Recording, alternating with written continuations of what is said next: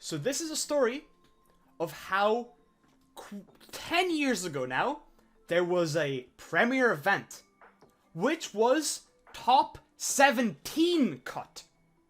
Not top 16 like most SJCs are. It was top 17. But why? Why was it top 17? That doesn't make sense, right? That's an odd amount. Well, let me explain to you.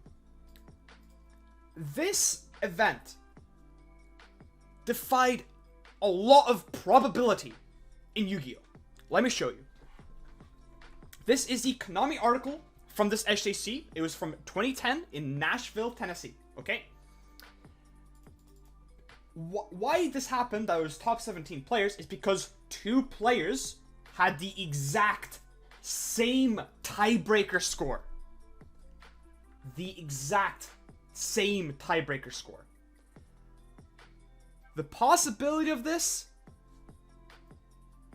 is so hard. It's so hard. 2 players came 16th. 16th. 2 players. So, how did they do this? How did they handle this? Well, after a lot of deliberation, they knew that the only way to do this was to have a 16th place playoff. How does that happen? So this can happen when 2 players are on the exact same record and they have the exact same tiebreaker score. It is very, very hard for that to happen, by the way, because if you don't know how tiebreakers work, they work off of the people you've beat and the people you have lost to.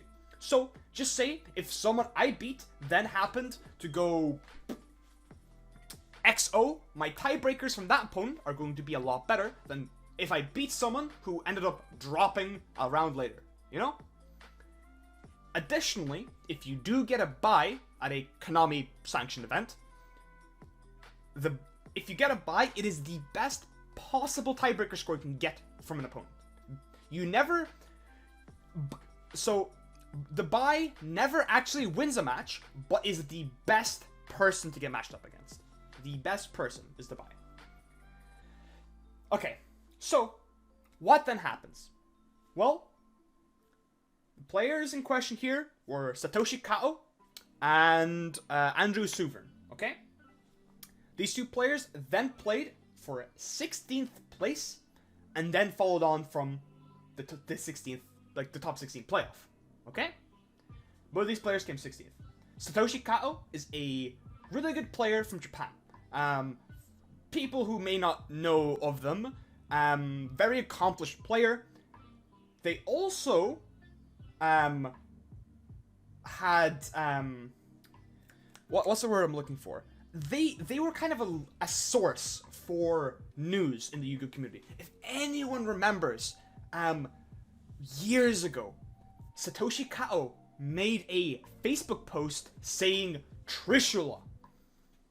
This in turn made people buy Trishulas.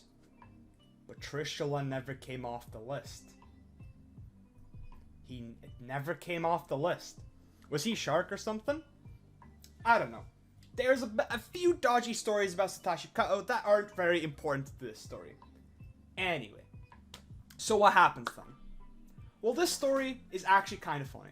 So, Satoshi Kao manages to win in the 16th place playoff. But what happens afterwards? Well, Satoshi Kao goes on to win the entire event. This is a fairy tale story like no other. Imagine flexing that hard. You had to play an extra round of Top Cut than anyone else at that event. And you still win. And they did it with the Lightsworn Zombie deck in 2010. So yeah. Yeah. Also, important to note was Patrick Hoban came top 4 at this event too. So there's a lot of things to uncover. There's a lot of things that happened at this event. But anyway, thank you so much for watching this episode, this short episode of Yu-Gi-Oh! History. I'll see you guys next time. Bye!